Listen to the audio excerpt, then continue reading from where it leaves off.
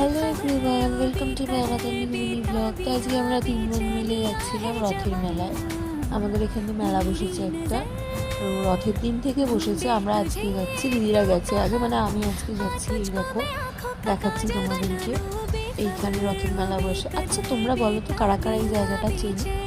যাই হোক, তো আমরা রাস্তায় যেতে যেতে একটু আর কি ঠাট্টা তামাশা করছিলাম। যাই হোক, দেন এই দেখো রথের মেলা বসেছে। মাঝখানে নাকি দিদিরা বলছিল রথের দিন যে দিদিরা এসেছিল, জগন্নাথ বলরাম সুভদ্রাও ছিলেন, বাট যেহেতু রথ চলে গেছে তাই আর ওনাদের জায়গায় বসিয়ে দেওয়া হয়েছে।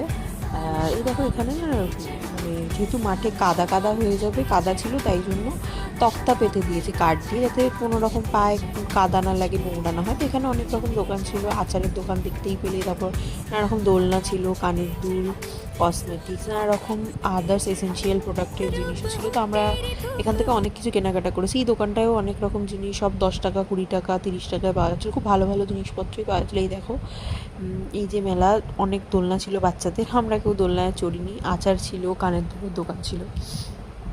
আবার এখানে একটা আর্টিফিশিয়াল প্লান্টেরও দোকান ছিল, দোকানটা খুব সুন্দর। এই দোকানেও অনেক রকম জিনিসই পাওয়া যাচ্ছিলো। আসলে মেলাতে খুবই অ্যাফোর্ডেবল প্রাইসেই সব কিছু পাওয়া যাচ্ছিলো। এই দেখো, তারপর রুমালেরও দোকান ছিল, মানে হরেক মালের দোকান যেগুলো বলে। আবার এখানে সফট টয়েজেরও একটা দোকান ছিল, বাট ওইখানে ভিডিও করতে পারিনি আমি। যাই হোক, এই যে এই জিনিসপত্রগুলো আমরা কিনেছি। এই যে এইটুকুই মেলা বসেছিল মোটামুটি। তারপরে দিদি এখানে একটু ছবি তুলছিল আর কি, যে আমি দেখালাম এই জিনিস। আমরা ওয়েট করছিলাম, দিদি ছবি তুলছিল। এবার এখানে একটা জামার দোকানও ছিল, সেখানে দিদি জিজ্ঞেস করছিল কীরকম কী জামার প্রাইস না প্রাইস। তাই আমি আর দিদি দাঁড়িয়ে একটুখানি গল্প করছিলাম। আর তারপরে আমরা ওখান থেকে রওনা দিলাম বাড়ি যাওয়ার উদ্দেশ্যে। তবে বাড়ি যাওয়ার পথেই ফুচকাওয়ালাটা বসে, কাকুটায় দারুণ ফুচকা মাখে।